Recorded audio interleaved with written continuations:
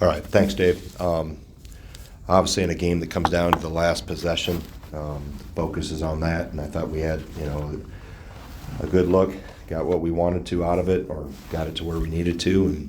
But there's so many things in the 57 possessions that, specifically in the first half, it was kind of a tale of two halves for both teams, where both of us were scoring pretty much at will and couldn't stop each other. And on the other end, and the second half, it was the reverse of that. So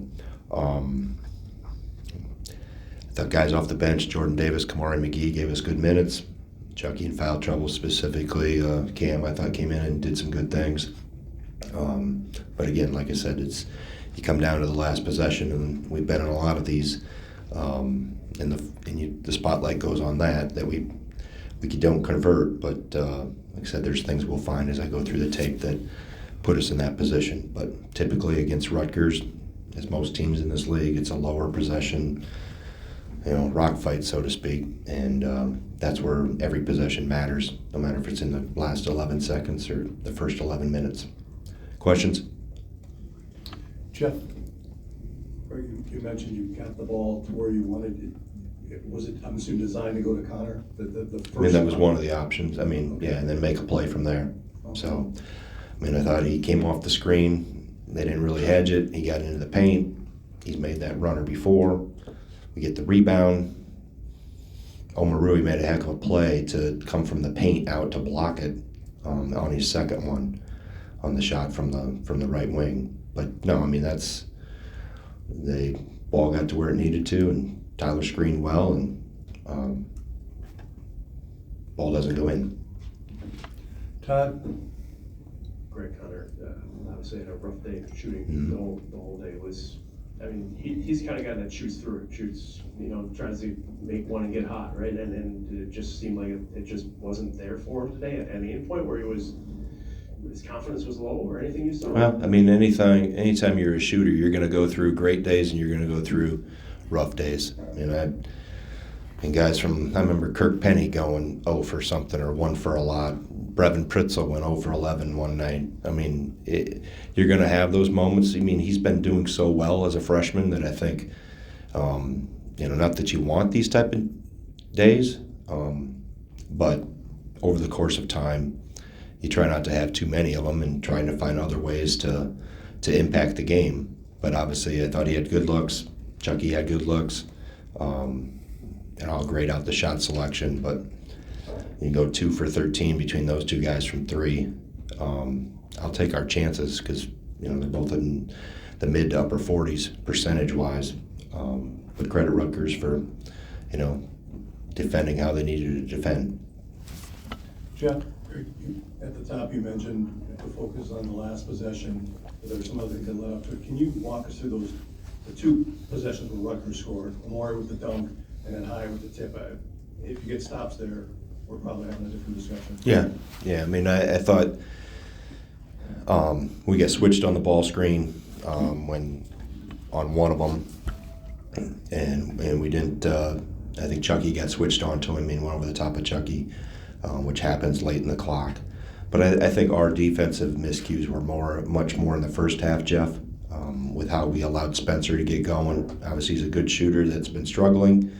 But we allowed him to get some confidence going, and obviously going 6 for 6 in the first half gave not only him confidence, but it gave them confidence, and that's what you have to battle back against. So then there were some things that we didn't execute right. He had one tough one on the right wing on a step back, but some other ones we could have done a better job of guarding him.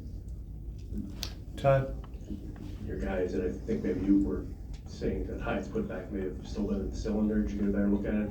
I haven't seen it yet, no. And that's a close one to make it. Yeah, and unless they call it, according to the rule that I read out there, unless they call it, it can't be reviewed from even in the last 2 minutes from what as long as I interpret the rule right, I'll go to my rules expert.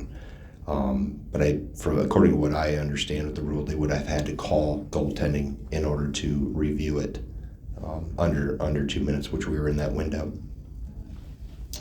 Go ahead. Coach, Tyler Wall had 5 shots, also had 6 assists, but it seemed like when he was getting aggressive, you guys were getting great looks, be it him or another. How do you get him more involved, especially late in the game when it seemed like he didn't touch the ball as much? Well, they doubled the post a fair amount, so we went to him on one of the actions late and raided a lot. So they weren't going to let Steve or Tyler operate one-on-one very often. So that's part of it. He's got a lot of traffic, and then hence that's why you have so many opportunities from three, because of how the paint is jammed up. Whether they sent a straight double team or if they were digging real hard and rotating, there wasn't a lot of daylight in there for either one of those guys most of the day. Ben? Great, what has clicked with Kamari here the last couple of games, and did you give any thought to keeping him in the game? I know you wanted to get Chucky back in. Did you, with how the offense and how he was shooting over the last couple of possessions, did you consider keeping him in the final two minutes? Yeah, but I wanted to go with a guy that's been there, and I have faith in Chucky, specifically on the defensive end. He's made big plays, and like I said, I wanted him, even though he got out of rhythm in those 3 fouls in the first half. And I felt was never really in rhythm, but when it come down the stretch in the last few possessions, I'm going to have, my main guys on the floor if I can. Go ahead, Jeff. Greg, getting back to the high tip, did you guys also fail to put a body on him? I mean, it looked like he was able to get... I'll have to see that. I haven't seen the replay of it yet, so I'll have a better idea once I watch that. Todd in the back.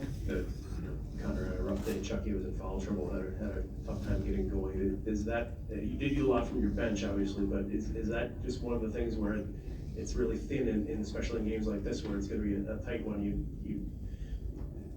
the starters, your big guys, kind of have to find a way to... Yeah, I mean, we need everybody producing. It's great for what Jordan and Kamari did off the bench, but obviously you have to be able to get production in other areas. As I mentioned with Steve and Tyler, there wasn't a lot of one-on-one operational room in the paint, and that's by design. That's typically how they play, jamming things up and then contesting threes, and you got to knock those down when they're loaded that much to the ball and have that many bodies in the paint. You've got to be able to knock down some shots. Final question for Coach. Go ahead. Coach, going back to Tyler, it seemed like some of the drives that he started kind of going downhill and setting in the ball in the paint. Do you think that you create more action with him getting the ball up top to kind of avoid those double teams coming initially? Well, it depends on where he gets it within the framework of the offense, whether he gets there off the dribble or he comes off a cut. I mean, there's a variety of ways that he can get the ball to the paint.